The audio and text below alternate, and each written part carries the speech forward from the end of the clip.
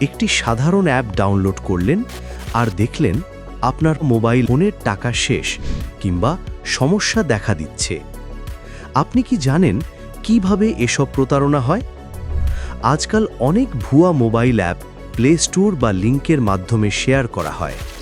তারা আপনাকে অফার দেয়, এই অ্যাপ ডাউনলোড করলেই ইনকাম। ডাউনলোড করার পর অ্যাপটি আপনার ফোনের ফটো, কন্ট্যাক্ট, ব্যাংক তথ্য সংগ্রহ করে ফেলে। এই তথ্য ব্যবহার করে টাকা দাবি করে বা অ্যাকাউন্ট হ্যাক করে। কিভাবে বাঁচবেন? শুধুমাত্র অফিসিয়াল স্টোর যেমন প্লে স্টোর, অ্যাপ স্টোর থেকে অ্যাপ ডাউনলোড করুন। ইনস্টল করার আগে রিভিউ ও পারমিশন ভালো করে দেখুন। অচেনা লিংক বা মেসেজের অ্যাপ কখনোই খুলবেন না। ফোনে অ্যান্টিভাইরাস রাখুন এবং নিয়মিত আপডেট করুন। মনে রাখুন, একটু সচেতনতা আপনার ডেটা আর টাকা দুটোই বাঁচাতে পারে।